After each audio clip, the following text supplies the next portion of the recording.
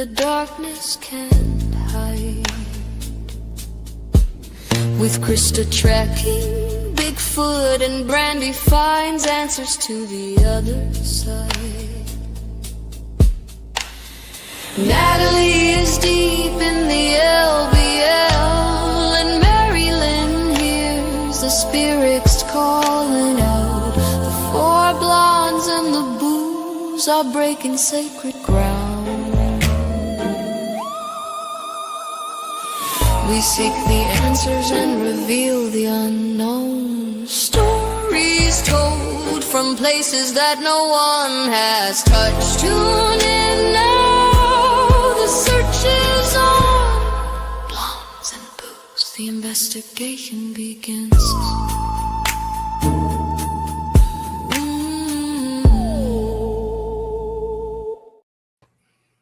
Hey. Hello. Hey.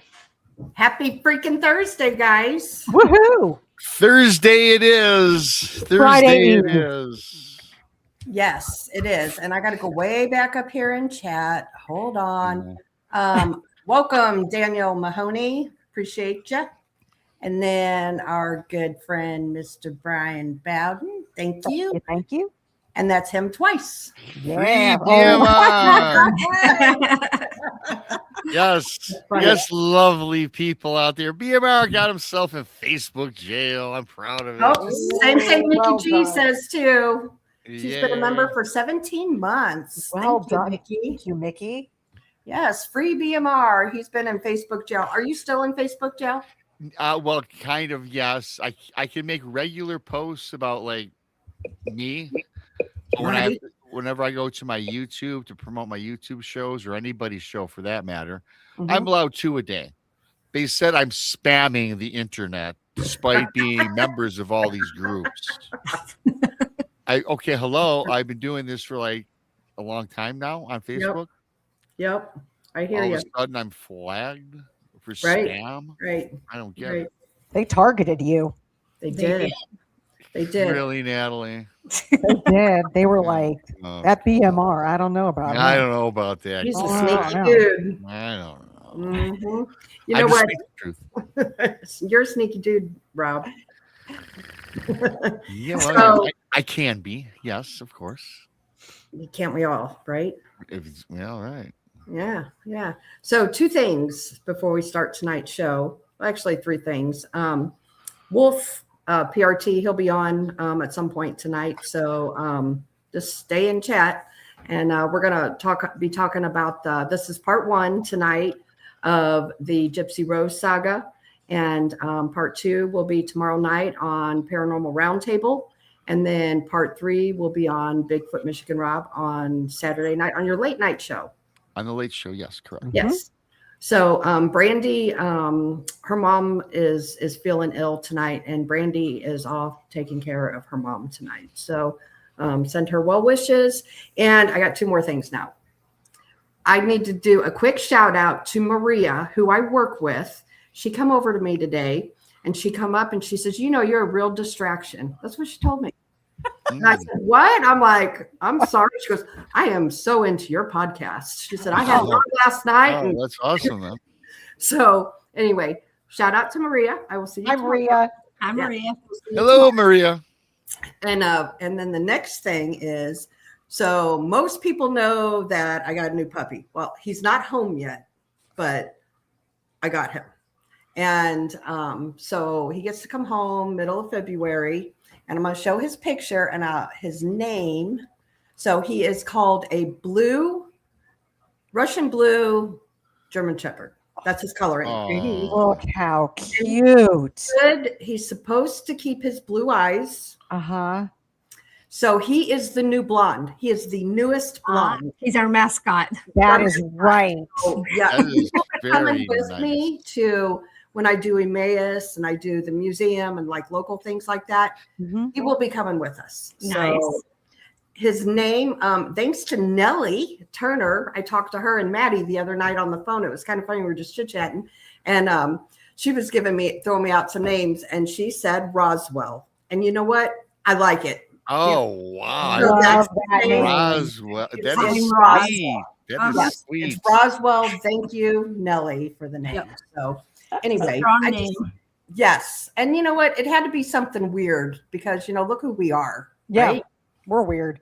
Yeah. Yeah. So I couldn't just have a plain name, and the kids come up with like Ghost and Bigfoot and stuff like that. Thinking, but then Nellie came up with Roswell. I'm like, I love that name. I absolutely love that name. So that is going to be his name. I actually even told the breeder, and she said she would start calling him that. So I told yay. Yes. Yeah. I love it. Yay, big yay from me. That's Yeah. a great name. That's a great name. Yep. So little Patty says, so it's 5 blondes now. Yes, Yep. it is. It is. Oh, So there you at go. events, around the area that I can take him to, he will definitely be going. So starting in March, we will be all at an event. I understand, Rob, we'll see you later in the year, but at the benefit for Half Inch Wrench Crew, it's March 7th. Blondes will be there, and I will be bringing Roswell there with me. Oh, I can't Very wait to cuddle. nice. Very Yeah, nice. so he'll get to learn to, the ghosts, the Bigfoot. We're gonna break him in, girls. Yeah. This reminds me of something. That's such a sweet name, Roswell. Mhm. I got to tell you, I got a friend of mine. He's had German Shepherds his whole life. A lot of cool names. You know what he named his last dog? What? Dog. D-O-G? D-O-G? D-O-G. T-O-G. Hey, dog. Yeah. Yeah, Original. yeah, very original. Brian says should have named him Boo. you know? Yeah, if it was a girl, Boo would be better than dog. Yeah. Mhm. Yeah. So Jeez. anyway, that's going to be his name. And like I said, the breeder, I've already talked to her and told her what his name is. So she said she would start calling him that. And she also told me too, it's pretty cool that he's actually going outside to potty already. Oh, that's good. Yeah. That's fantastic. I'm super excited about that because potty training puppies suck. Oh, yeah, it does. Yeah. She said he doesn't mess in a crate. She said he's real good. He's doing really good with that. That is awesome. Yeah. And he's just now 6.5 weeks old. That is good. That's really good. Aw. And Yeah. he's going to be big. Yeah. So he is going to be on the big side of the German Shepherd. She told me that his dad is 135 and he's going to be that size or bigger. Mm. That's a good size. That's a For a nice German lap Shepherd, dog. that's a big dog. Yeah. That's a right. lap dog. That's a lap dog. Well, I've had English Mastiffs for 20 years. So I'm used to those super large dogs, Mhm. so when she told me a size and I'm like, okay, I'm good with that. That's small for me. Yeah. So yeah, I'm pretty excited. And now that it's a puppy, it can be raised with like my kids, because I have kids in and out of the house all the time. I have, a cat and all that good stuff. So yeah. That is so cool. I can't wait to just get my little hinges, like cuddle with him. You'll get to see him in March. He will be at Emmaus with us in March. So Mhm. yeah. Awesome. Exciting times, Krista. I know. Pray for me, guys, because it's been Yes. years since I've had a puppy. They can be a challenge. They are a challenge. Yes. And I've never had a German Shepherd. I've had Oh. literally, I've always had English Mastiffs or healers, blue healers. And so here's Wolf. I've had I've never had a German Shepherd. My buddies had 3, and the last one is now named Dog. I tell you what, they are pretty easy to train, Yeah. from my understanding, anyways. Yeah. And they're really cool dogs. Yeah, I've never had one. This is my first German Shepherd, so I'm excited. They Well, how are take, take a lot of work. You have to really pay Mhm. attention to them. Yeah, yeah. Yeah. I'm excited. He's I was telling everybody before you come on, he's the 5th blonde. Because he's a blonde color. So yeah, I'm excited to get him. So anyway, appreciate everybody coming on. And we're gonna talk about this Gypsy Rose saga. Yeah. Do we have to put up the a little disclaimer? We do. Thank you for reminding me. And so we're going to put this up real quick and I'm going to leave it up for about 10 seconds. Let everybody read through it. We just have to cover ourselves and Mhm. just make sure it's all done, all good and said. Everybody has a chance to read that. Nobody can take this show away from us. This is ours. There we go. Okay, All right. now on to business. Yes. So where did you guys first hear about this Gypsy Rose thing? On the news. was- I'll go first, I guess. I just heard it from Josh one random night Mhm. during a text. Yeah. Yeah, that was it. And then That was I it. You've never heard then of I that kind of before? then I kind of looked into it. And I said, "Well, fascinating stuff." Mhm. Yeah.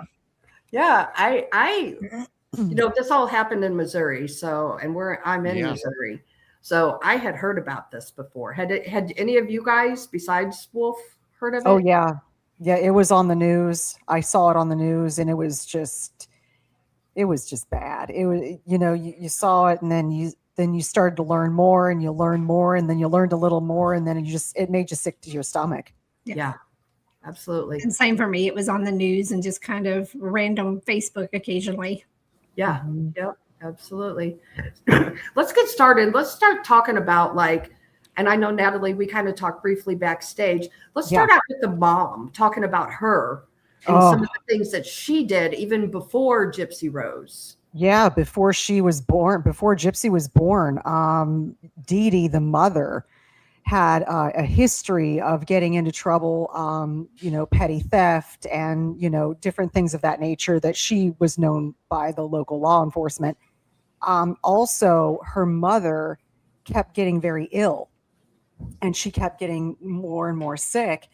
And at some point, her mother passed away. The family looked at Dee Dee, Gypsy's mother, and blamed her, but couldn't figure out what was going on. They're like, you did this somehow. We know you did, because Dee Dee was just very mean. She was not very nice to the family, and she was just a bad egg.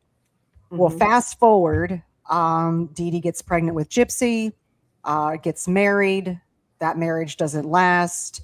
Right after the divorce, Gypsy and Dee Dee moved back in with Dee Dee's father and stepmother. And so they're living there for a while. Dee Dee goes, you know what? I'm going to make dinner. I'll take care of all the dinners. Well, she started doing that. And then the stepmom kept getting very ill. Mm-hmm. And every time Dee Dee would cook, the stepmom would get sick. And when Dee Dee didn't cook, stepmom felt fine. So this went on and off for a while. And then during this time, somehow Dee Dee and Gypsy were on a bike and they wrecked, and it was the father's bike. And so Gypsy skinned her knee. And so immediately Dee Dee took her to the hospital and they said, okay, it's just a skin knee. It's fine. And then brought her back home, and Dee Dee wasn't taking that for an answer. No, she can't walk. Took her from doctor to doctor. She can't walk. And that's how Gypsy ended up being in a wheelchair. Mm-hmm. Well, during this time, every time Dee Dee would make dinner, the stepmom kept getting sick. Well, the family was all noticing this, and they started to search, and they found Roundup in the kitchen. And they accused Dee Dee of poisoning the stepmother and putting Roundup in the food. And there was a falling out. And then Dee Dee took Gypsy and moved out. And then after that, the stepmom didn't get sick again. So they realized that's how the mother, Dee Dee's mother, passed away, but they could never prove that she did it. They just assumed based on what had happened with the stepmother. So Dee Dee started out very, very bad. She was just a horrible child growing up, did a lot of bad things. And so that all started it. So that's a little groundwork for Dee Dee and how she grew up and where this all started. Yeah, I wonder, and I couldn't find much about Dee Dee's childhood, how was she raised? What kind of an environment, because a lot of these people, that we call, that are sick, you know, I mean, they're raised in like normal homes. Mm-hmm. Yeah. Yeah. Yeah. So I believe Law Morgan here just nailed it. You know, that Dee Dee Mhm. had Munchausen by proxy syndrome. Absolutely. Mhm. That was called out multiple times. And Yeah. even there was a doctor that called it out and nobody believed him. Yeah, I read that. Mm-hmm. Yep. Yeah. So, does somebody else want to take the other next part of it, or I do want to make a quick Okay. comment.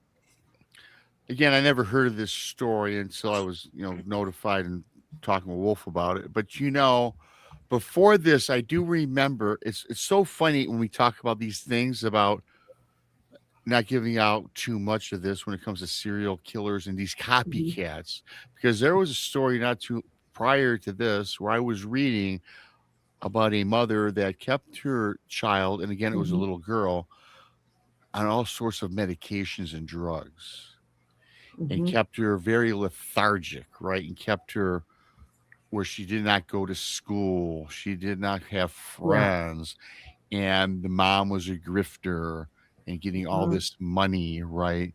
And as it turns out, in the end, when this young woman finally somehow she got a hold of somebody, it was a physician's friend that thought this case was kind of peculiar and a lot of things didn't add up.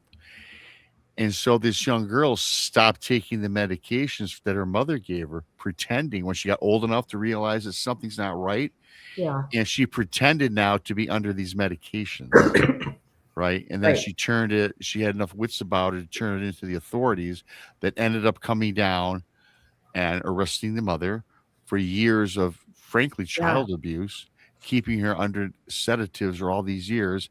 And basically, throughout this entire time frame, you guys, the mother made hundreds of thousands of dollars. And it was in prison. So this kind of reminds me, same parallels about all these people that do copycat nefarious things. Yeah, that's very true. And, you know, we can dig more into it, but, you know, Dee Dee's mother profited off of Dee Dee, like the Habitat for Humanity. They gave her a house. Correct. She was part of the Make-A-Wish Foundation and was sent to Disneyland. Yeah. You know, so. Yeah, because they were in New Orleans to begin with. And then Katrina hit. Right. And all of their medical records and everything got lost, luckily for her, Dee Dee, because then they were relocated to Missouri. And then that prompted, you know, people coming out saying, oh, look at this single mother and this poor daughter. And then it made the news and it just snowballed. That's when they got the house. That's when they got all of these gifts and grants and Make-A-Wish, and they got sent to Disney and got free wheelchairs. And at one point, they were just getting all this stuff over and over, and they were always on the news. And so they were like the golden family in this town in Missouri. And it was frightening. And didn't the mother lie about her age and saying she was younger than what she was, so that way she could keep getting the benefits? Yeah, I believe so. Do you guys, let me ask all of you guys, do you guys think the mom did this, that she was really, truly sick? Do you think she did this for profit, or do you think she did this for attention? I think she did this for control. Agreed. Yeah. Depends on which part you're talking about. If you're talking about the aspect where she used her daughter, I think it was in two parts. I think it was in two parts. I think it was attention and it was control. And what better way to do it than to get paid to do it? Right. I mean, so, you know, but I do believe there's another element. We're going to get into that tomorrow night, but I think that there is a supernatural element that needs to be explored. And I think that happens with all of this. And I think it's something that gets overlooked a lot, but we don't really know to what extent her mother may have been involved in the occult. I mean, there's speculation, but a lot of this stuff is generational. Now, and the reason I say it on this show is Blondes and Booze is a paranormal show.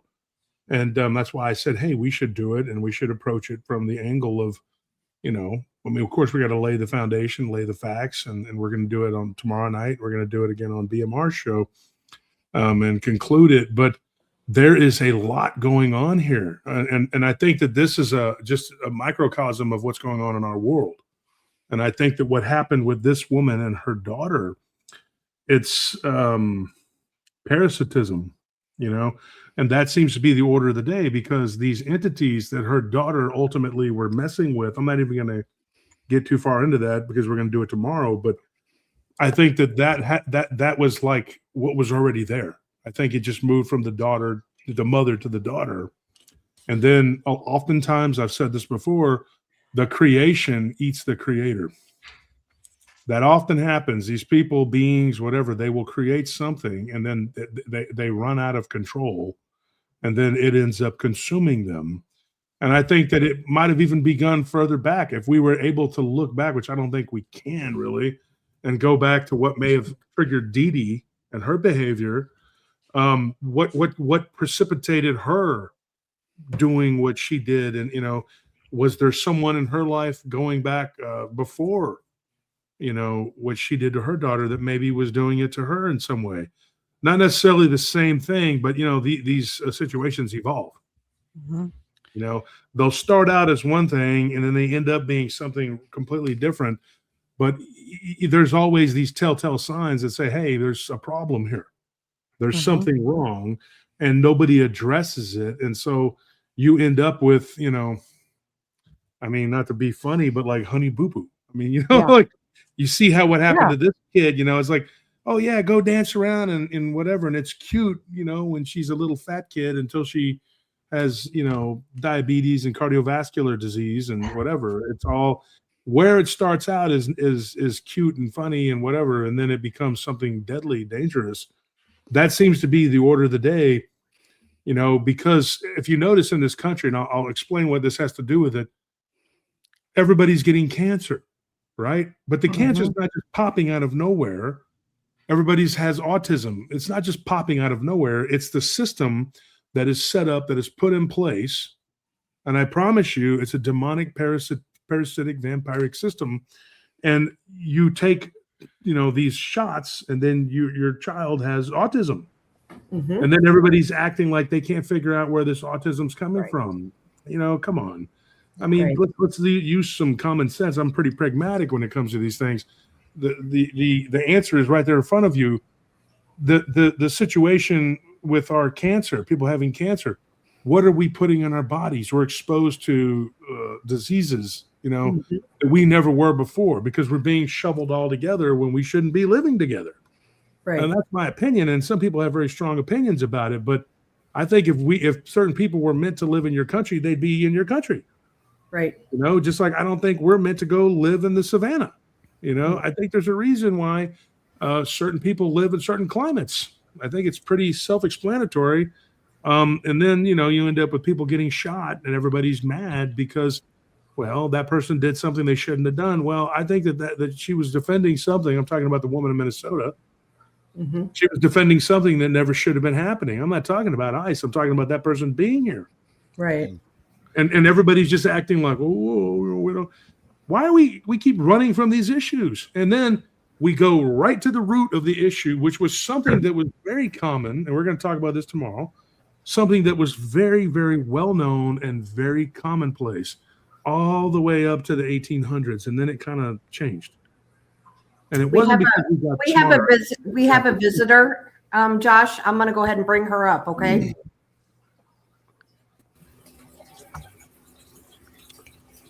Hi, everyone. Rain. Can you hear me? We can hear you. Yeah. Everybody, this is Rain. Rain is a longtime supporter of Paranormal Roundtable and a fan of the show, and soon to be part-time co-host on some stuff we're going to be working on random. Cool.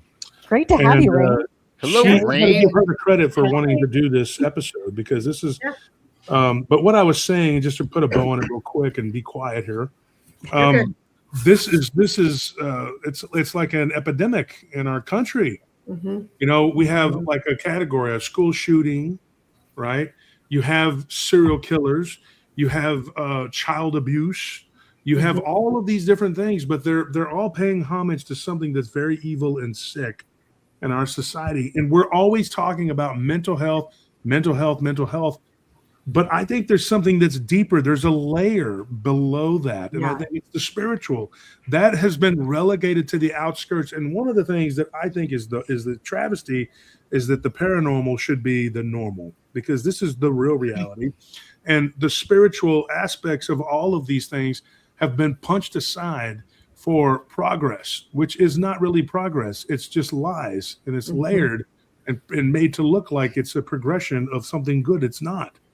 Right. I promise you, because we are not exploring these things and looking into what these things are. And we'll, like I said, we'll talk about it tomorrow. But if you look at who this woman, the Gypsy Rose, who she was, what she was doing, and who her demonic mentor was.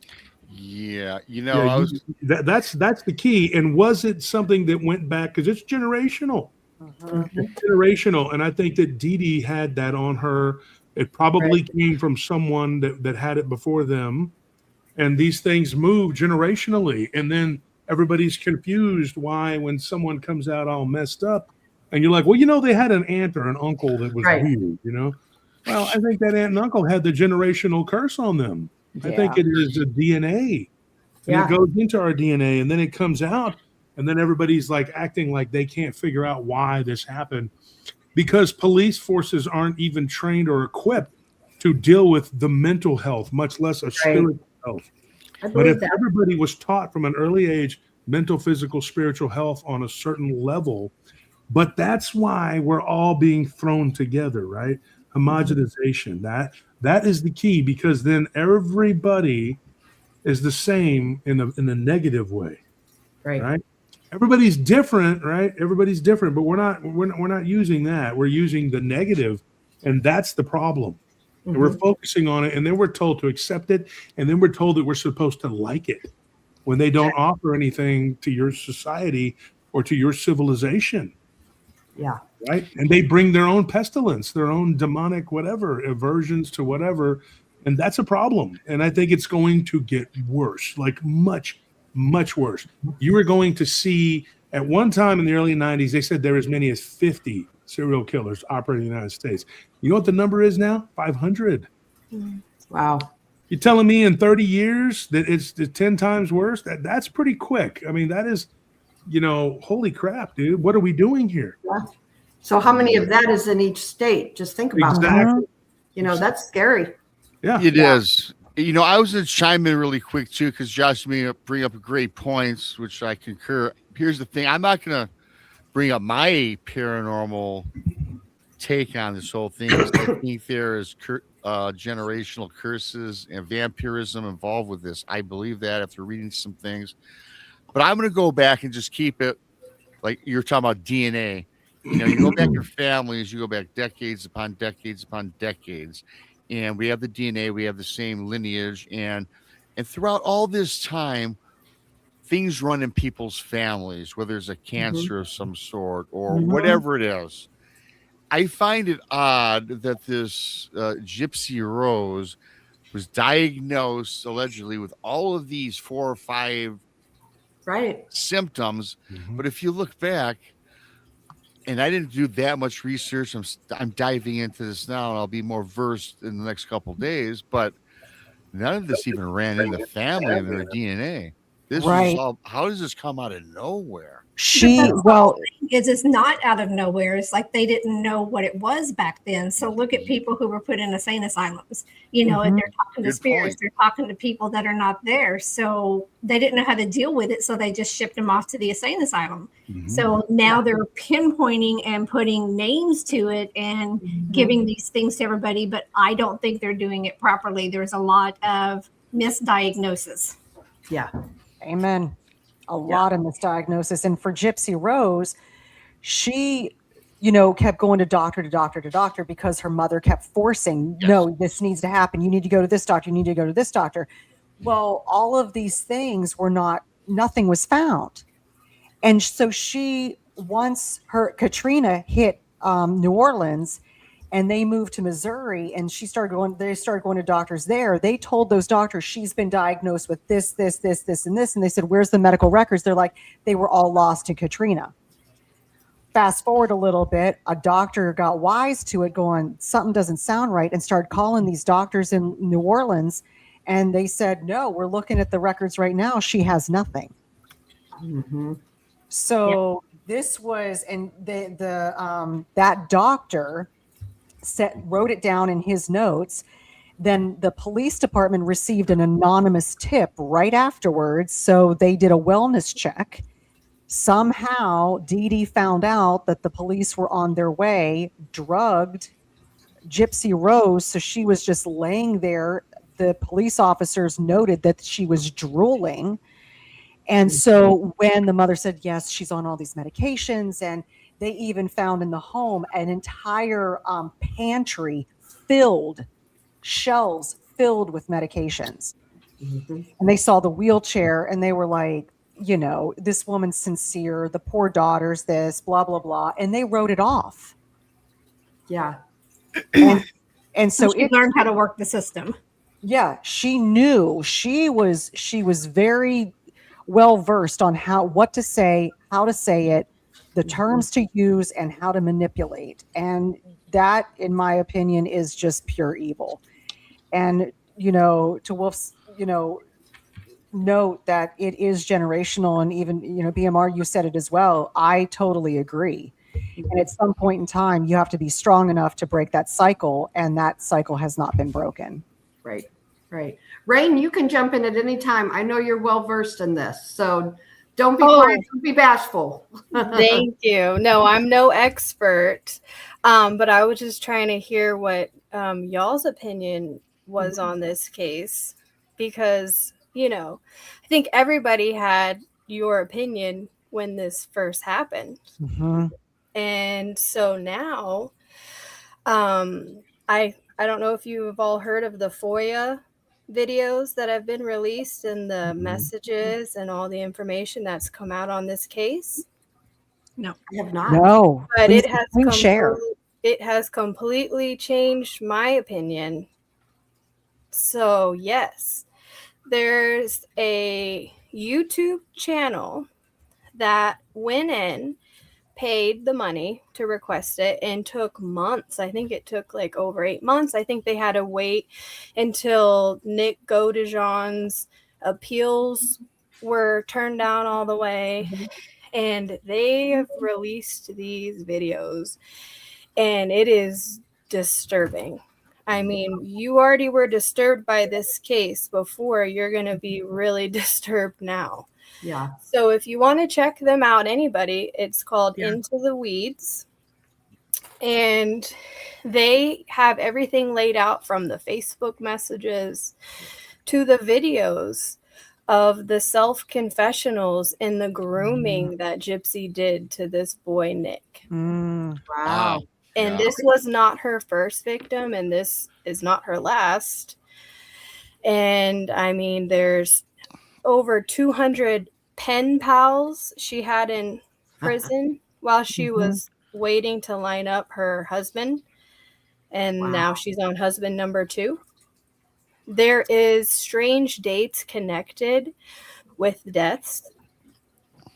Wow. It's not the only death in this case either that's connected back to Gypsy. There's been a lot of loss in this. And really quickly, not to interrupt, keep going. I just want to say, for people who don't know, we haven't gotten that far. Nick, the boyfriend, didn't he suffer from autism as well? Yes, a form of Asperger's, which means you have certain amount. I think you have to have like 6 characteristics of it to have full-blown autism, and I think Asperger's you only have to have a certain amount. So you're not full-blown, but yes, he's suffering from mental capacity for sure. Yeah. So she literally, I think she was a lot smarter than what everybody gave her credit for, according to what you're saying, Rain, because it made her sound like, this frail little person who, but yet she had a secret side to her, Well, she learned how to manipulate like her mom. Yeah. Yeah, absolutely. Yeah, a lot. It's always kind of lost in translation. Like when somebody is really, really evil, we just tend to focus on how bad they are and what they've done and their crimes. But there's always something that precipitates it, that goes back, to this, like what made them who they are. Right. What was it that made this person be the way that they are? And oftentimes it's just attributed to rough upbringing, environment, and we kind of gloss over it. We're not really pinpointing the whole, like specifically who were the people in their lives that caused these turning points. Sure. I think that one of the things, I know this sounds kind of goofy, but Star Wars, if you look at Star Wars, there's the Sith, right? They're the bad guys. Yep. There's always like one that leads to another, and to another. Yeah. And there's always two of them, but there's always one that's apprenticing one, and then the other one is trying to take over, but he's always got an apprentice too, and there's always and it just seems to be like that. That is the way of the world. Yeah. Right. You have evil people that are manipulating and molding and shaping the future of other people, and what happens to me, I think that it's something parasitic and demonic will get in there and will infect someone, and it will go on and on and on. Once that demon is through with you, it throws you out of the way and it goes to the next vessel. Yeah. But it is not necessarily just one demon, because the demon in particular that was involved with that this girl was involved in, he is known to have a legion of I think 26 legions of demons below him. And each one of them corresponds to a different, whatever. Mm-hmm. And so, and like I said, we're going to really get into that tomorrow. That's, but I just really think that is what's happening here. When these people, these serial killers will talk about, when they do something horrible, they'll always talk about how there's something else that kind of takes over and they become something else. There's this other, right? Mm-hmm. And so, yeah, there's some information we're going to talk about when we get into it, and it's good. It's really it goes back to the vampire cults. Yeah, and it really does open my eyes, because there are, whether people believe it or not, there are people who practice this and have been for doing it for longer than any of us have been alive. Yep. And I'm telling you that most of this is vampiric, and it does go back to the demonic. And I'm telling you that there is generation after generation after generation. I know that in Mexico, there are entire families that are known to be connected to certain demons. Mm-hmm. And when I was down in Monterrey, my stepdad had a ranch down there years ago. And I remember there was a family that had land, about, I think it was 20 kilometers over, and they were very careful not to let their cattle intermingle with them, their horses intermingle with them. Nothing was supposed to be anywhere. And then there was this no man's land in between the fences, which I thought was weird. Why didn't you just put a fence? They were like, we don't want to touch their property at all. Well, the reason being, and I was a 16-year-old kid, I didn't understand this. I thought it was silly superstition. I mean, I had seen the Dog Man, but I didn't know what the hell, I didn't know what this was. Right. We're down there, and they told us, they said that family is known to, they serve a demonic entity, a being, right? And it flies. It was a flying being. They all claim to have seen it. It was like this big lizardy looking thing with wings and a bird-like face. I didn't see it. I can't say I had any encounters with it at all, but people were telling me about it. And at the time I was just kind of like, oh, okay, whatever. But when we were on horseback, when we got closer to that no man's land where the fences were separate, there was about 12 feet in between. The horses didn't want to go near that fence. And it wasn't an electric fence. It was just barbed wire. But the horses kind of, you could feel it underneath you. They didn't want to be on that property. Right. They had something there on that property. And their cattle did very well. They sold very well. But at market, when you went to the mercado, everybody knew that this was a possibility, that they would curse you with their food, with the meat, that the meat was tainted and that it was cursed, and that if you ate it, that something could happen to you because you ate tainted meat. And I'm not talking about E. coli. I'm talking about from this particular family. And so I had no real dealings with them, but everybody in the small town that was where the market was terrified of these people. They didn't want to mess with them, anything, and you didn't want to get cross with them because they were known as the Reyes. The Reyes were known to be very vicious people.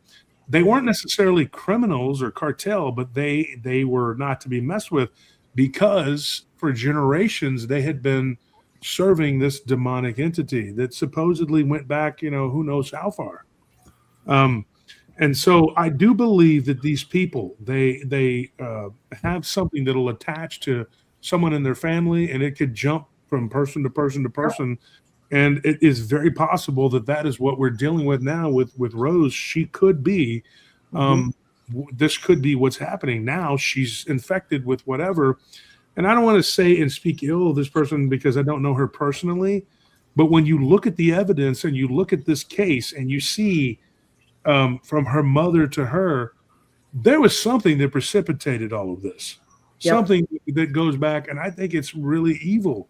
And that's my take on it. And I think that she learned the manipulation and all of these other things. I think that she learned it from somewhere.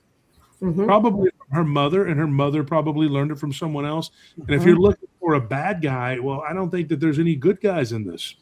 Well, and that's where you're talking about it being generational, but when does it come to personal accountability? You can go through, your family can go through all of these terrible things. And because I can tell you, for one, I grew up in an abusive home, and I chose not to. That's something I chose not to be abusive to my kids, not to continue that cycle. So where does the accountability come in for these people? So always. It's always there. An excuse. Yeah, that's the thing, and that's a good point, Marilyn. And nobody, and at least for me, I'm not saying, oh well, a demon made you do it, so then you don't have any accountability. When you're strapped into the electric chair, like Ted Bundy, I mean. Yeah, a demon may have infected him and influenced him. His vessel will pay the price, and so it should be. Yeah, because you have every opportunity to throw that yoke off. That demonic oppression doesn't have to stay there. That's the key. That's my point. Is you have that choice, and that's your accountability and your choice to be able to make that. And if you choose to keep following because you have that generational curse, that's on you. Right. Yeah.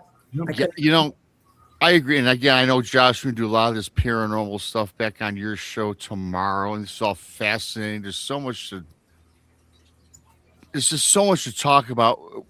I want to go back just a little bit for you guys, just for a moment, if we will. Do you think between Dee Dee and Gypsy throughout all this time of her being presented as this person with all these problems, when do you guys think? Now, of course, she admitted to this. She served 10 years. Her boyfriend got a life. When do you think her plan started coming together? About which plan? Yeah, well, I tell you what. Where do you think the plan arises from to off the mother? They said they started planning it, and they both admitted it at least a year prior. But I'm thinking it goes back as far as 2011. I think she was thinking about it long before then, and she was trying to find the right person to be able to help her achieve her goal. Yep. Or, I mean, we'll get to this later. She tried to do it herself already in 2011. Yeah. Wow. So. Yeah, there's a whole lot to this story, and people who haven't heard, just a brief overview. She got a boyfriend, they offed the mom, they went to prison, and she's out. He's not. So that's what we're talking about. For those of you that have not heard of it, but it looks like the way that they did it. If it was me, it's like, well, she played I mean, there's one angle there, and I don't know if this is true, and I don't know how popular this is, but that she played everybody. He even manipulated her. This is going to sound weird, but she manipulated her mother into manipulation. And what I mean by that is, like, she led her mother to believe that she was pulling the strings when all along she was being kind of maneuvered, And I'm not saying this girl is like the be all in, like she's the Antichrist, but it is possible that this person maneuvered her mother to kind of be the fall person and then use this other guy to do the dirty work. And then he's in prison and she's like, oh, I'm the innocent. I'm just here. My mother has abused me. My dad, everybody that's ever been around me has been abusive. And now this guy, we were just cosplaying as vampires and it got carried away. And he's the one that did it. I was just, The guy even says he was a vampire from a 500-year-old vampire, if you remember. Nick. Yeah. Victor. That was his alter ego. Victor, yeah, right. And when and just let everybody in chat know, brief overview real quick. Gypsy hid in the bathroom while he did the deed. So But she gave him all of the stuff to do it. correct. Yeah. Yep. And correct me if I'm wrong, after the deed was over, they went to her bedroom and had intercourse. Oh, wow. Yes. Yeah. But now she's saying, though, I saw something or read something that it wasn't consensual. Like he abused her like the whole time, like that they were on the run back to Wisconsin, like he was SAing her, in different times. And it was not a good thing, according to her now. So she's keeping herself in that victim role. Correct. Yeah. Right. That's her story. However, we'll get Tell us into the real it. story, Rain. Well, I would just say anything that girl has said, you guys should take with a grain of salt. Okay, and it goes from her saying, even just, we'll just get to the nitty gritty of it, even just the unaliving of the mother. There's reason to believe that she was part of that as well. She can deny it all she wants.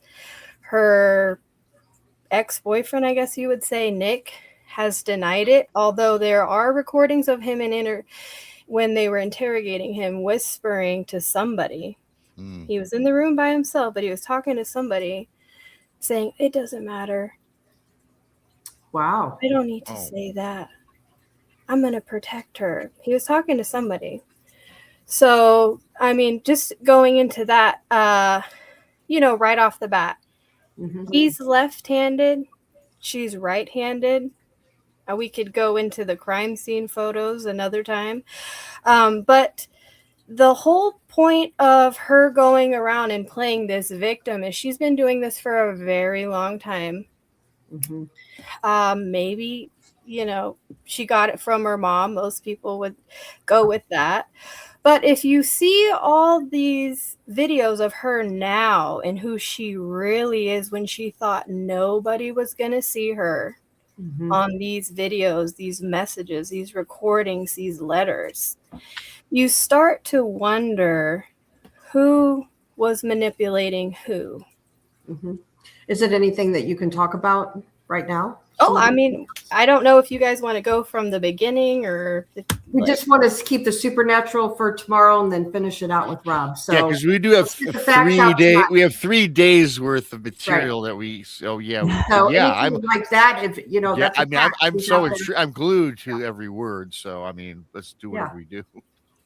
Okay, well, let's start off with her manipulation. Okay, so. All of you've heard the story. I think a lot of the people probably watching this have heard the story. And she played it like she was raped by him. Right? Now, what if I was to tell you that I have messages, not me personally, but the FOIA, of course, from the police investigation, messages showing you that Gypsy, under one of her alter egos, because there's many.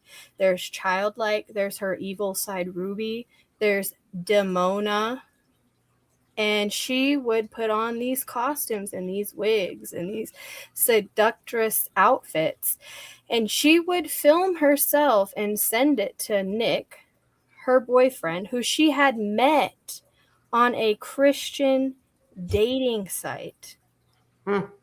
and told him in the beginning of meeting him, she was thinking about being a nun.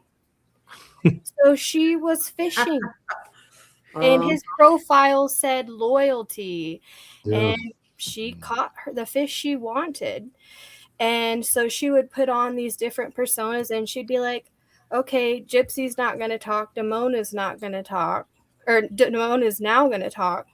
And so what if I told you if one of these alter egos, he sent her a message and it said A, B, C, D, or E. Pick which one you want to do basically in the bedroom. And what if I told you she picked D or whatever letter it was? I'll have to look at my notations. That said she wanted to be raped. Wow.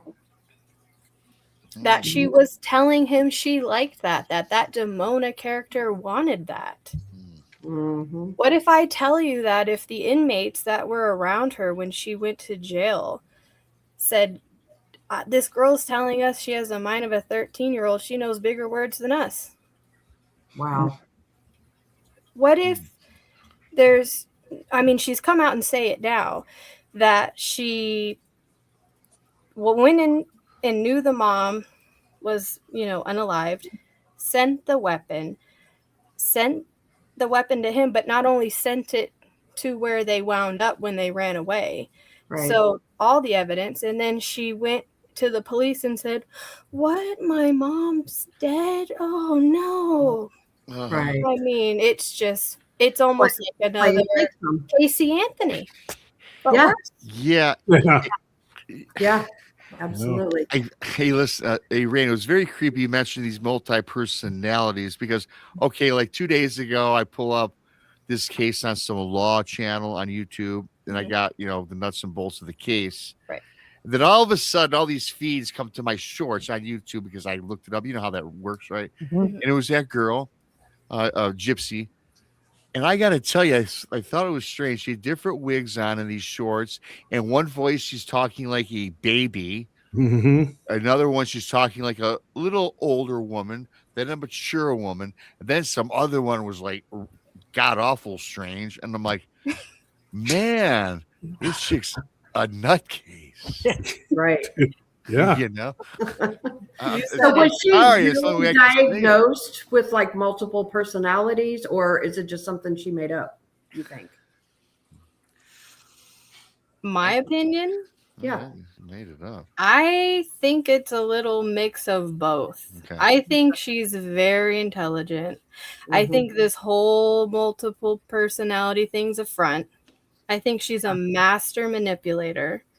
And I think, like we'll get into tomorrow, there's a supernatural aspect to this as well. But I don't just think, she wants you to believe, right? You guys said he's the vampire from 500 years and all that. Yeah, that was her story, that 3 months into their relationship, that he introduced his vampire side and all this stuff. But what if I was to tell you that she had been obsessed with vampires since she was a child, stemming from the mother? Wow. And had role-played vampire with another man years prior to even meeting Nick. So did Nick have this vampire going before he met her, or did it come to life with her? From who knew him in his real life, they had no idea. So I think she helped him to form that personality. Right.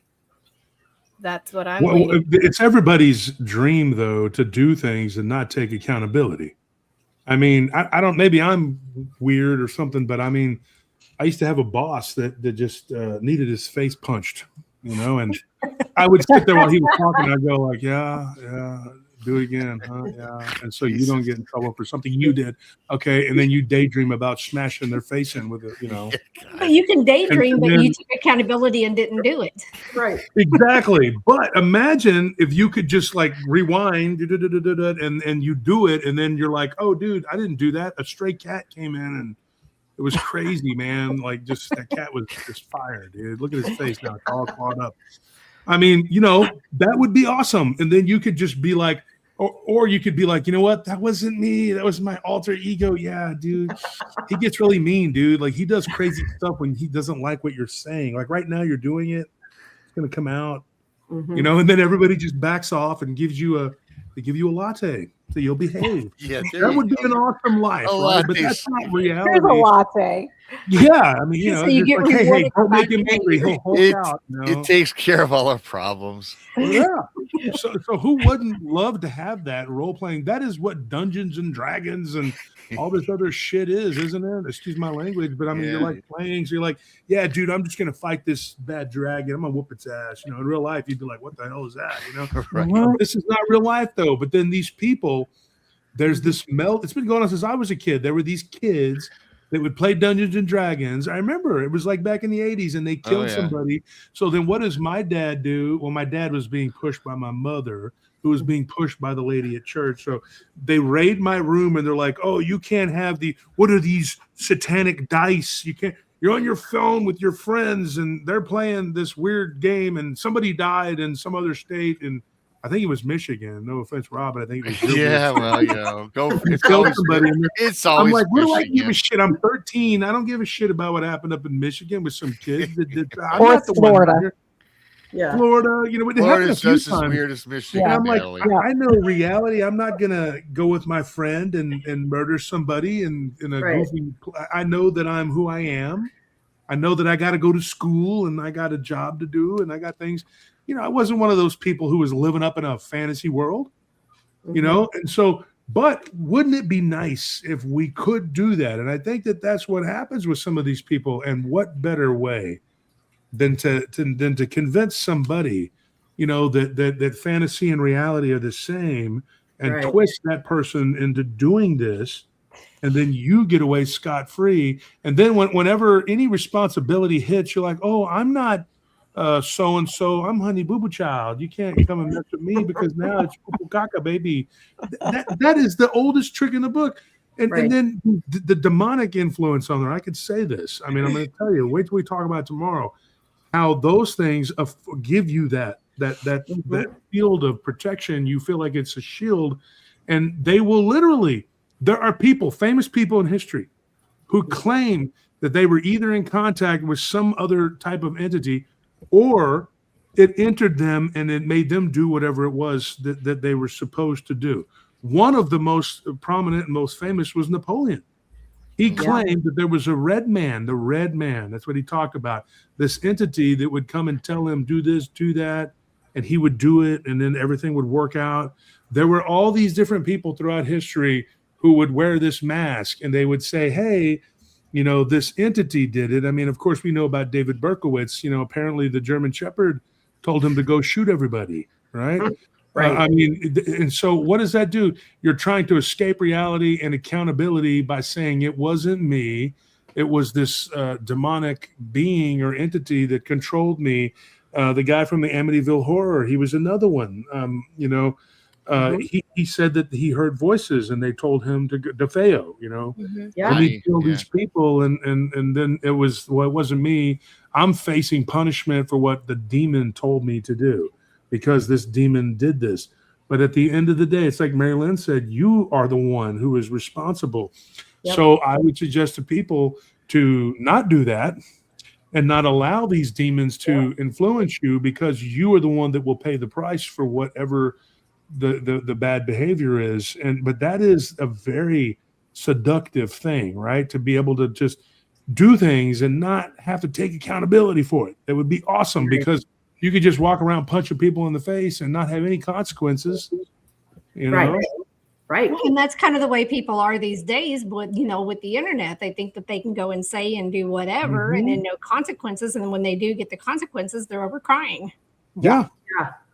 And you know, this is another thing we can kind of talk about too on your show tomorrow night too. There's a very famous case that Ed and Lorraine Warren did about demonic possession, and it's Arnie Johnson, and that's something we can tie in tomorrow night with this possibly too. Yeah, I mean, recently they made a series about Ed Gein, and I really want to do a deep dive on that, because Ed Gein was a case in point. Like, he was like His mother passed away, but yet he was still answering to his mother.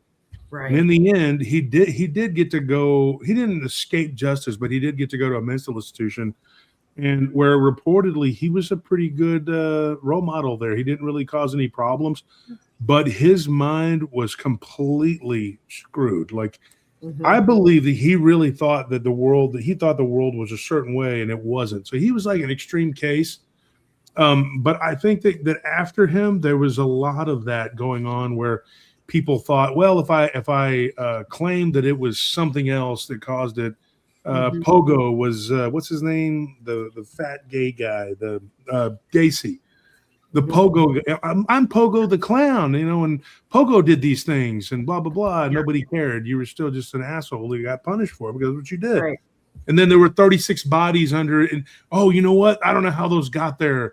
And then he writes a silly book called A Question of Doubt, where he questions, maybe what if this was a conspiracy and then the police put 36 bodies under my floorboard. And it's so laughable, but it is his childish attempt to try to circumvent responsibility for what he did. And they always do the same thing. They always revert back to, there was these multiple personalities that were causing this, and so that wasn't me. It was Demona, that particular personality. And then they'll have these psychiatrists, which in my personal opinion, psychiatry is 10% real and 90% just fleecing people. I mean, I'm being serious. I'm not real big on psychiatry. I think that a lot of it is BS. I've had psychiatrists say all kinds of crazy, not to me personally, but I've had friends that have just bought into it, hook, line, and sinker, and gone on all kinds of meds. And the meds, that are supposed to keep them from being antipsychotic or whatever, they make them psychotic, because ultimately, if you take too much for too long, they become psychotic. And so I think it's just like, when you sit down with one of these people, it becomes a thing of like, well, I think what's best for us is if you and your whole family were on all these pills. And I'm like, I don't think that's in my best interest. But what I do think is in my best interest is if I keep my mind, body, spirit connection, clean, and I take personal responsibility for anything that any demon is telling me to do. And I do personally, I am a true believer in the demonic. I believe that it does influence us.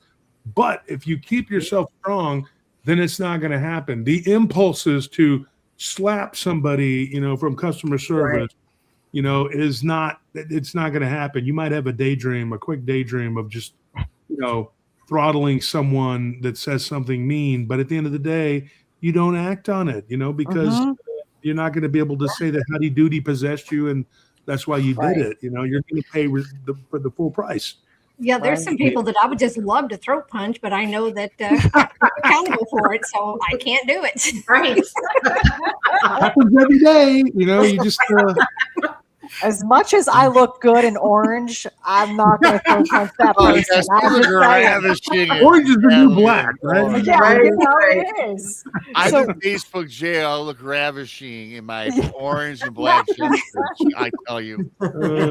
So, Rain, I have to ask you a question. I had heard a report where Dee Dee, the mother, had practiced some sort of voodoo, where she took a jar, took a picture of Gypsy, and took a picture of her boyfriend, got a cow's tongue, and took some of Gypsy's menstrual blood, put it in there, covered it, and buried it in the backyard, and said that you're never going to find happiness or love, and almost put like a curse or a hex.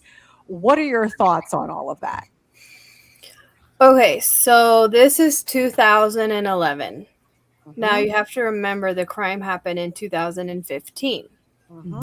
Gypsy's mother really, she says she wasn't a good mom, and, we could get into that another time, but she would take her, like you guys had mentioned, to Disney, to all these trips. She would do, the local theater said they'd go to the movie theater several times a week. And so she was really into dressing her up in these fantasy characters, and she'd be dressed up as different princesses. And Gypsy's mom grew up, or at one time had lived in close to New Orleans, and was a really big fan of Anne Rice. And she actually went to Anne Rice's first vampire ball that she had at her house originally, which they had all the way up until I think she passed. And she was so infatuated with vampires. Her mom, when they decided that, or when they had announced that they were going to be needing extras for the Interview with a Vampire film, she decided she was going to be an extra, and supposedly she's in the movie. I don't know yet. I haven't deep dived on that, but supposedly she's an extra in the movie. And so with that being said, in the Louisiana Bayou, the voodoo element, there has been messages where Gypsy had told Nick that her mom and her were witches. So do I think it's Gypsy that was making this up, fascinated with witches and vampires and werewolves? I'm not sure, but there is a connection to the mom and the voodoo because of where she grew up or where she lived at one time. Yeah. And so in 2011, at one of the events that she had been taken to was called Vision Con, which is kind of like a sci-fi thing in their area. And so she had met this older man named Dan. So Dan's 36. She at the time is claiming to be 15, although she was like 18, I think, or 19 at the time. I'd have to go back and do the math. And she got it in her mind that she wanted to run away with him. And so she did. And how old was she, you said, at this time? Okay, so she was born in 91. Okay. So, like, I'm terrible at teenager, math. Just a teenager. 18, 19. She was an adult, pretty much. She was born in 91? Yes. Okay, so she'd be 34. Now, but this is in 2011, Yeah, okay. She's 34. So she'd be a teenager, Right. So, but she was claiming to be 15. So either way, the 34-year-old going after the 15-year-old in the wheelchair is kind of creepy. But the teenager, how old was the guy that she was going after?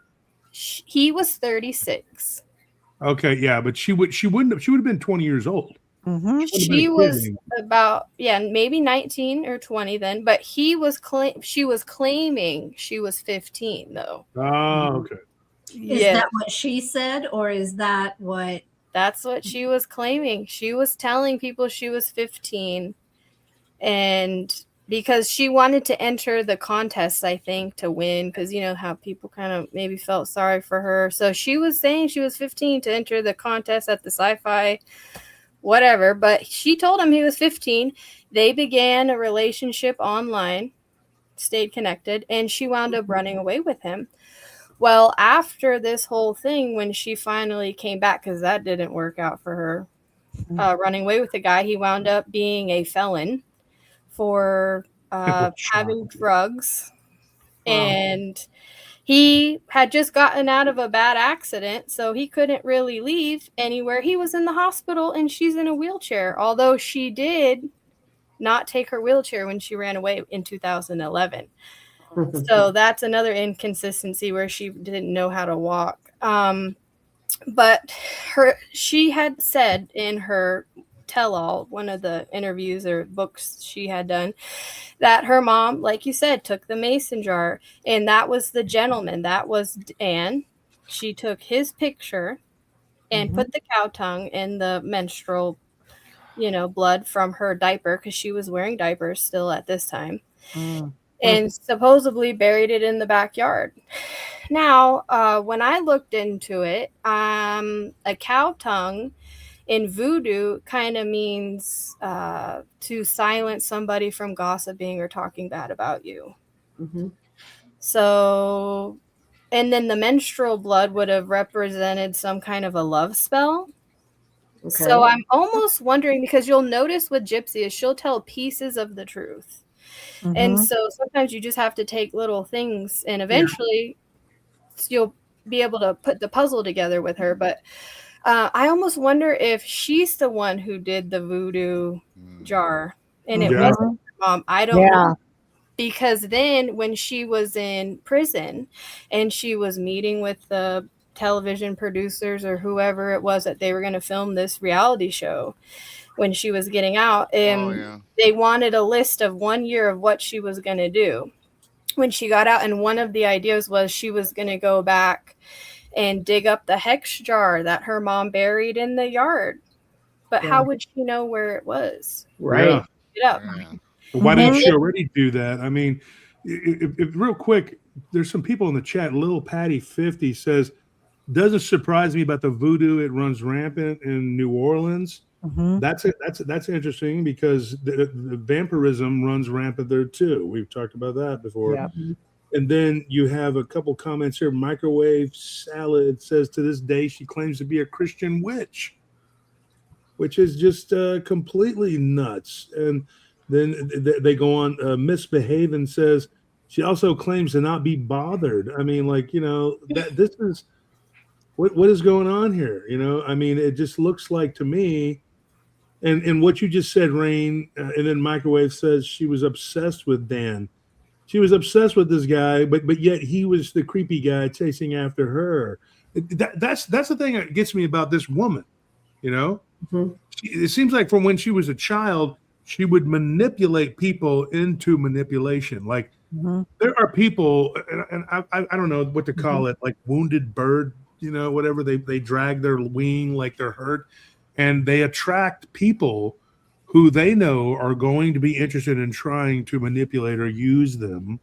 But then it's a trap because then they turn and they are the one that how do you say it, extracts the energy from the would-be abuser. And then you end up with this weird dance of death between two people orbiting one another, trying to become the predator, and each one also simultaneously acting like a good guy and the victim.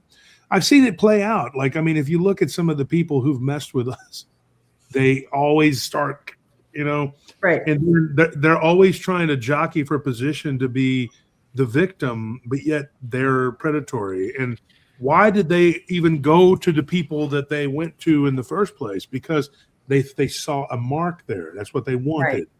And then when it didn't work out, then they had to change up the plan.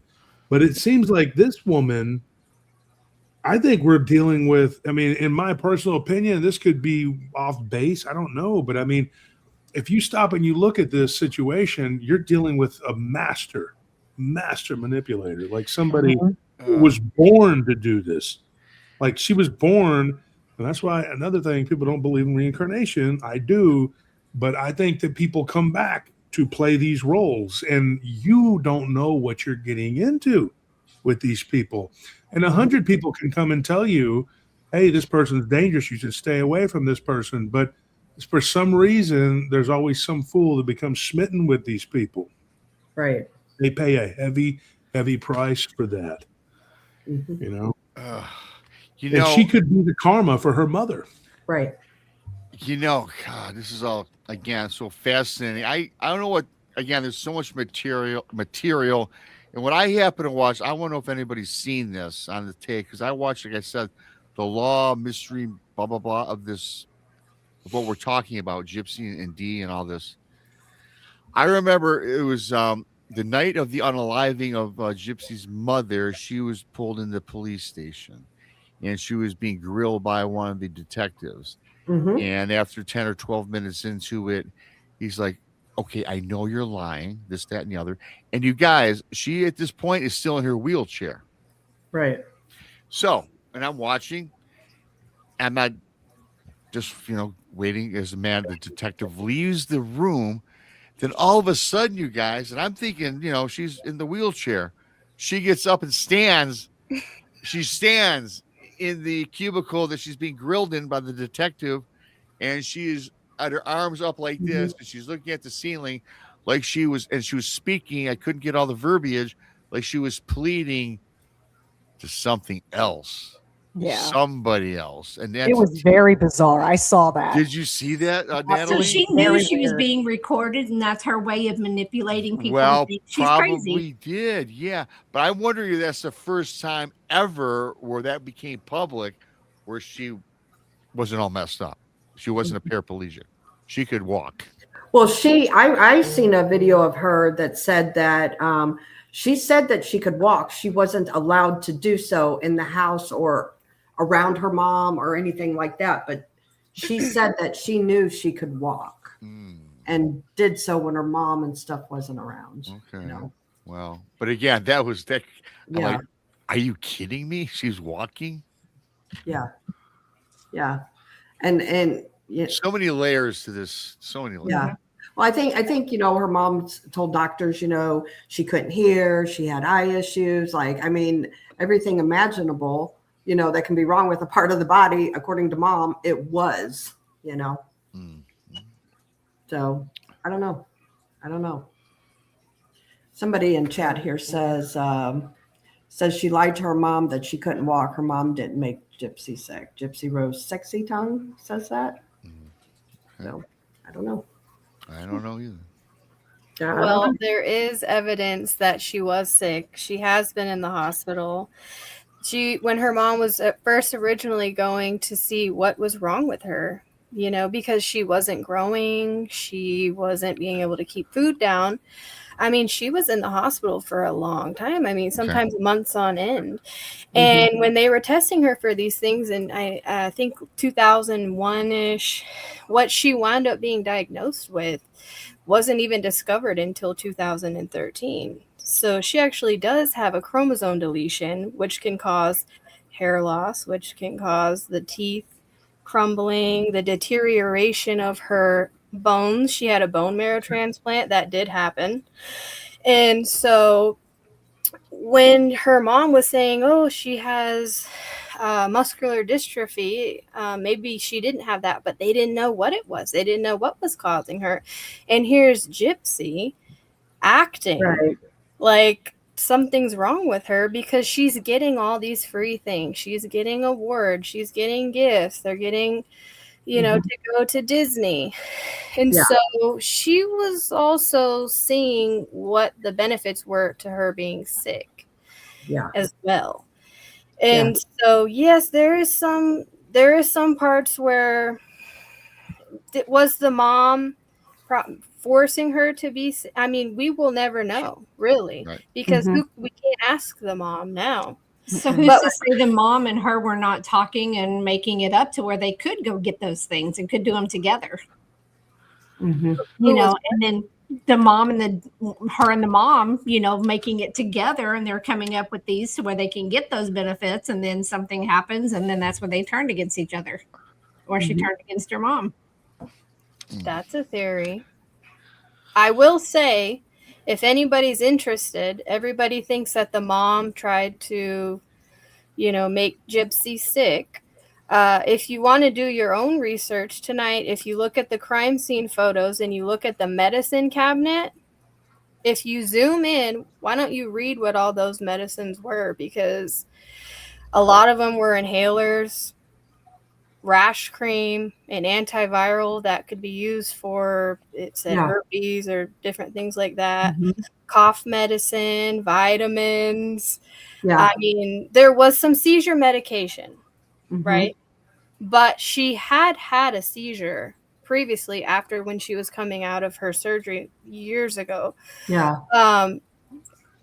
So did she have seizures now? I don't think so. Was the mom still giving her the seizure medication? Maybe, but a lot of them weren't open. And seeing the Gypsy that I've seen now after these FOIA videos, how do I know she wasn't going and faking a seizure to the mom? I'm going to give my final take on this. I want to say one thing. This woman, Gypsy, is very smart because I think she had an end game. And I think the bottom line for me personally, and I'm not going to give up my 100% take on this. We have 2 more shows to do. I think she was driven for fortune and fame down the road. Because I just found something very interesting. She has a Lifetime reality show, everybody, called Gypsy Rose Life After Lockup, which is airs on Lifetime. Yep. And she also has a YouTube channel, Our Time to Stand Behind.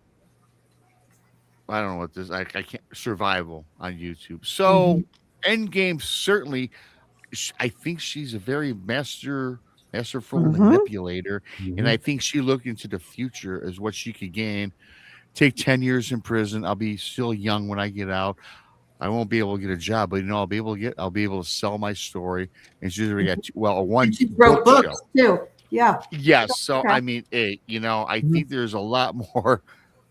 I think it's all involved, you guys. As I said earlier, layers upon layers. Yeah, I think she learned very well from her mom. Yes, and whoever else that was in her environment that went down generational. I just think that, it started with the mom, and then she taught her daughter very well.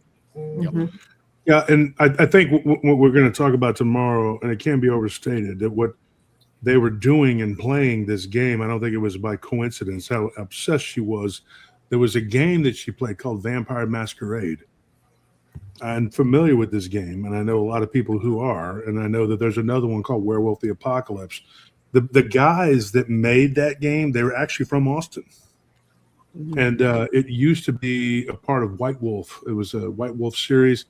I didn't play it much. There was a few people who told me about it. Yeah, whatever. I had my own ideas about werewolves, but no, you do not, Josh. Come on. I was like, I'm not going to play that, and I always hated vampires. I always thought they were just horrible abominations. I'm not, even before I began doing this, I knew that they were not a good thing. It wasn't.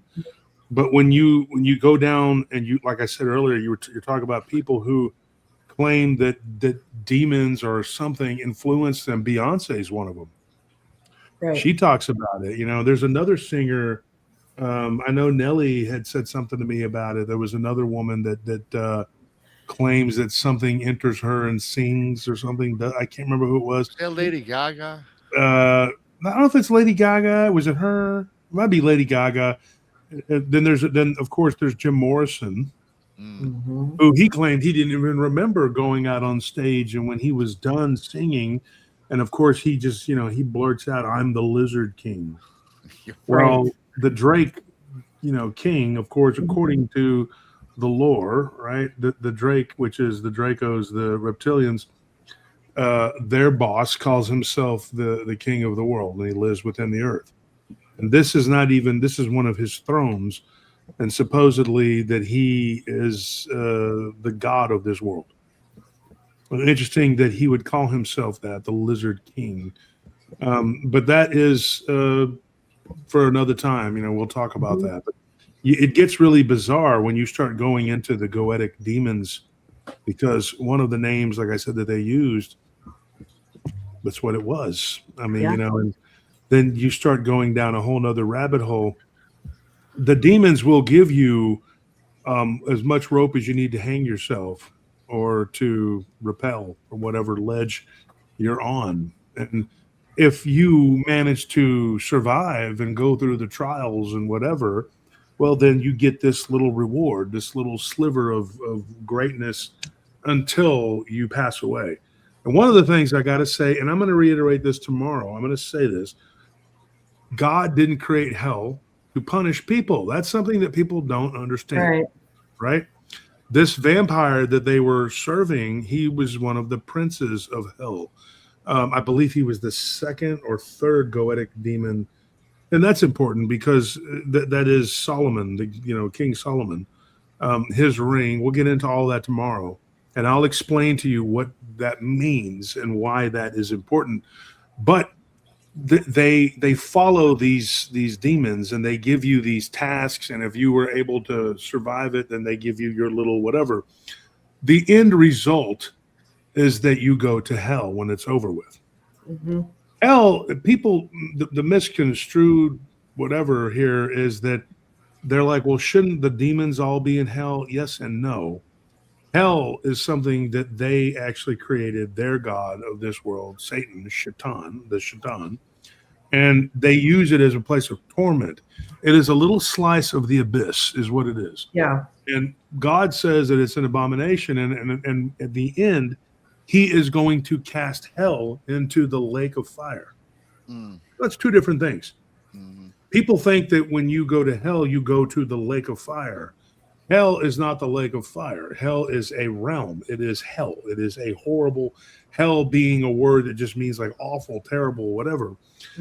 So when you do evil, which is the rejection of God, the Holy Spirit, you actually are agreeing that that's what you're going to do. Yeah. You're going to reject that, so that when you die, you don't go to be with God. You go anywhere, right? You just go wherever, whatever evil entity has enough power to take you. That's the scary thing. There's not a system the way people think. It's like you just go up or down. That's a misconception. The problem is that so many people have so many different NDEs, near-death experiences. When they die, one person will go to their version of a hell realm, right? Or they'll go to a hell realm, but it won't match up with someone else's, and everybody's confused. And they're like, well, I think it has to do with whatever your religion is. Yes and no. You are taken to a place of torment by demons or devils or whatever you want to call them that have been watching you since you were born, that have been manipulating you and using you as a battery of energy. And then when your life is done here, if you don't ascend and go to be with God, because you're cut off from Christ and the Holy Spirit, these entities can grab you. They can take you, and they can take you to their version of hell or your version of hell or whatever you want to call it. And that's where you could end up, and you will end up there for the eternity, which is a word that just means a really long time, until such time as you are freed. And that's what Jesus did when he died. And that's another thing, people don't understand how that works. They're like, well, how did Jesus go to hell? Why did Jesus go to hell? He didn't go to hell because he was full of sin. That's another misconception. He went there to set the captives free, because prior to him coming here, there wasn't a clear path to God and to the heavenly realms. So the best you could hope for was just to kind of be in a purgatorial type state. And it was akin to hell because you were just here. And that is simply because this world was created by the Lord of Illusions, the Shaitan, and they created this place as a prison. Remember, they're the captives here. They're in prison. They've been here so long that they forget. Generations and generations have passed, and they forget their history and their own origin. They were defeated. There was a war in heaven, and they were cast down. And they were trapped here. They're stuck here in this realm, right? In this particular realm. And so they use you as a battery, as a form of energy. And when you die, you are out of this shell. So they don't manipulate the body, the flesh. They go straight for the spirit. And you end up in a very unsavory place because you are not connected to God, Christ, and the Holy Spirit. That's the point I've tried to make to people. They don't really understand the nature of reality. They don't understand how it works. And it's sad because 90% of the people are playing cards, and the deck is stacked against you. You're playing against the house. And the house has all the codes, the cheat codes. They know every ins and outs of this place because this is their home. This is their prison planet. Yeah. And they believe that they are gods or kings or whatever. And to a lot of people, they are. And they fall into that trap. And we're going to get into depth on it tomorrow. We'll talk about it. Absolutely. It has to do with Gypsy Rose and how the seduction comes into place and how she used that on this young man, Nick. I do believe that it was something that was passed down. And then she found it, like what BMR said. He made a very good point. She figured out like how she was going to look down the road, down the future, and play her cards to get the best position. And now she's living her best life. But it's a very short-term deal. It's a sucker's deal. I've always said this. You know, here's a weird thing. During the election with Trump and Hillary, there was a lot of young men who had come forward and said that Hillary, they had said that she had they had dreams about her. Do y'all remember this? It was leading right up to the election, and it was in September. Oh, Right before the yes. election, there were a lot of men saying that they had dreams about her, that she was this like seductress, this siren, whatever. What that was is they did a spell. They literally did, and it was like a psyop, spell, psyop, whatever, same thing. And they used it on the male voters to try to get them to find her more appealing. Yeah. I would rather eat cat litter, than find her appealing. I mean, she's a hag. But I mean, the average layperson is like, like I was talking about one day years ago. I went through the Jack in the Box drive-through when I was working, and the guy said 2 combos, right? $76. And I looked at this winner, and I said, "Sir, there's no way that this 2 combos could be $76 for me and Anthony, And he said, well, what the computer say? And I said, okay, yeah. All right. So I argued with this goofball, this overachiever for at least 2 or 3 minutes, and then I drove off because he wasn't going to budge. But this is the kind of person that's going to vote for somebody like that. Right. So he had the wet dream. He probably was like, oh, I'll go vote for her. So that's their voting base right there, right? Yeah. So that is the key, So the point is this. Hillary gave up everything in this life to be, whatever, to have this, whatever, what is it, 50, 60 years of power, and disconnected from the Holy Spirit. And when she dies, I can't even imagine where she's going to be, the torment that's going to take place, because God doesn't have to sit there and dish out justice like people dream up and say that he does. Right. Trash takes itself out. It does it in your life too. Absolutely. All you got to do is sit back, and these people will be devoured by the demons that they have placed in front of them. You literally make your own demonic altar, and whatever it is that you're doing, however it is that you're doing it. The problem is that the average layperson in the Abrahamic faiths, they believe a certain way, and it's like, well, that's because that's what the computer says, what the book say. Yeah, and the book is being interpreted by an imam or a priest or a preacher. And a lot of those people are getting paid to tell you something that is not correct, or I should say incomplete. Because if you're given too much free will, you might think too much. And then you realize you don't need them. You don't need them. God has an emissary between you and him, and that's Christ. You don't need a man at all. That really does not even need to happen. And then when you start to realize that the kingdom of God is actually within, that's when everything changes, and it opens up the whole real reality. And then everything else kind of falls into the facade of the fake, right? But these people, they're so into the fake. They're so into the fake. It's like that character from The Matrix where he's eating the steak and he's like, I know this isn't real, but I want this. I don't want to know. Just make it go away. I don't want to know that there's another reality, the real reality. I want to be here in this matrix of bullcrap. He literally makes that choice. We make that choice every day to participate and do that. And we give these demons, the Saga, which is his name, right? We give them that power in our life to do whatever. Right. And he says, well, I'll give you this, but you've got to do da-da-da-da-da. Right. Then once you succeed at that, there's this level of fulfillment, right? And then you'll have a decade or two of cool shit. And then when you die, you're mine. Right. For all eternity, you'll be a battery, right? And that's what happens. And then you're punished and tormented. And what better way to extract that energy than through negativity, which is torment and punishment. And so these demons do that. And they're not really doing it for God because God says, oh, you got to be punished. God doesn't hear you. You're gone. You are out of his sight because you turned your back on him. But the demons didn't forget. They know that you're there and God doesn't hear you. That's the most horrific thing that could ever happen. In the Bible, in the end, Jesus doesn't send you to hell. You know what he says? He says, get away from me. I never knew you.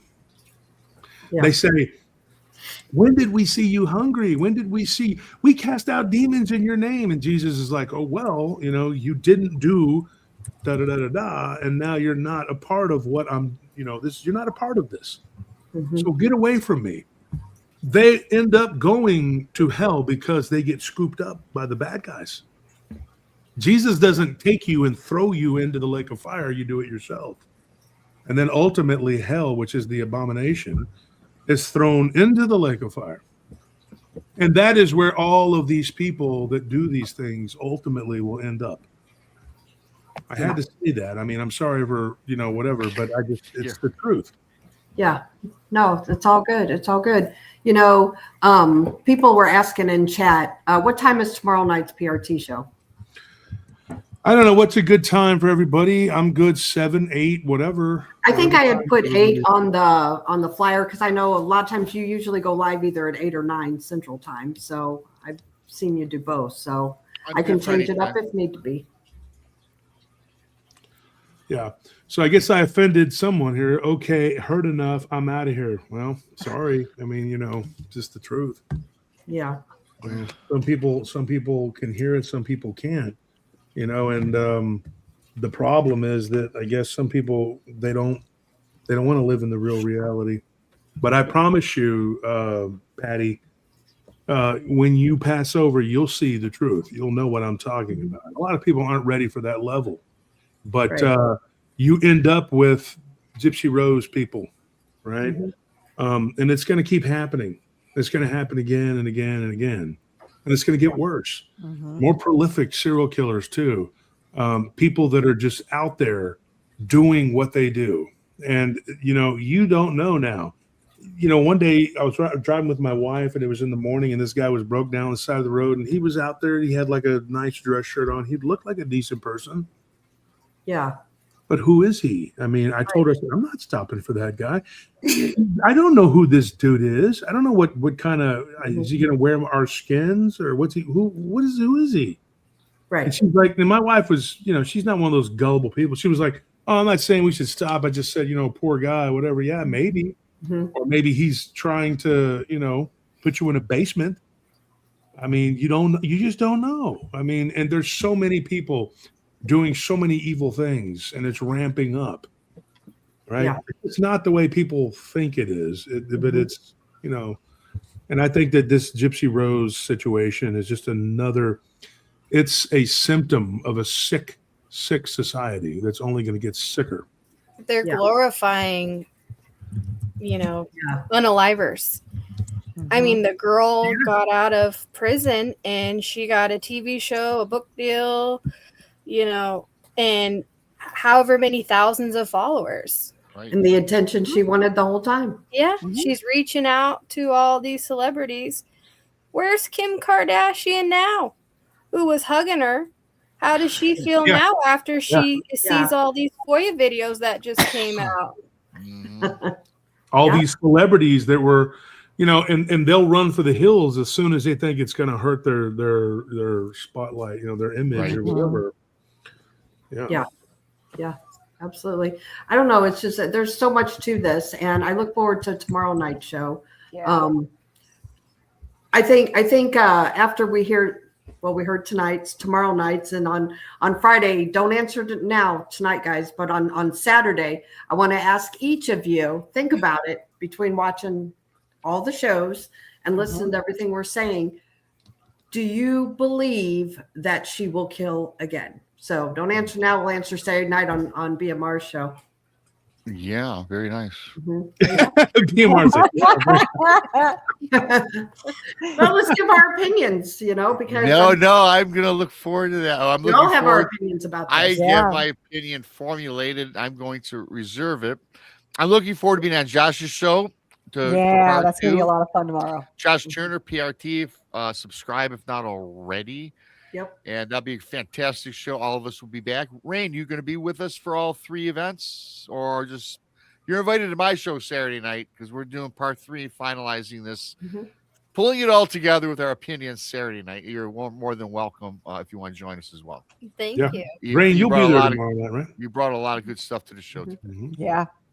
Yep. And send some prayers to Brandy's way. Her mom's not feeling real good. So that's why Brandy's not here. Hopefully she's back tomorrow. So And unfortunately, I will not be on the show tomorrow. I have a gallery reading and doing some investigations. So I'll be back on Saturday. okay. Great. We'll miss you, Mary Lynn. Yeah, absolutely. We will. Yeah. So I guess we'll call this a night, and then everybody tune in tomorrow night to Wolf Show Paranormal Roundtable. Awesome. I guess we'll say 8 p.m. Central. Is that cool, Wolf? Sounds good to me. I got my Okay. schedule cleared for it. Yep, me too. So Excellent. yep, we will see everybody on the other side. And good night, everybody. The other side. Bye. On the other side. Thank you. Goodbye. The evidence is captured. The truth has been found. We documented the proof. Now we're breaking sacred ground. You saw the real secrets that need to be told. The mystery is solved. The case is now closed. Blondes and blue. But we've got friends who share the same fire. Shout out to the misfits, lifting spirits higher. Check out Paranormal Among Us, Bigfoot, Michigan Rob, and Texas Front Porch. A paranormal world, Donny Cho says stuff. Truth or tin foil and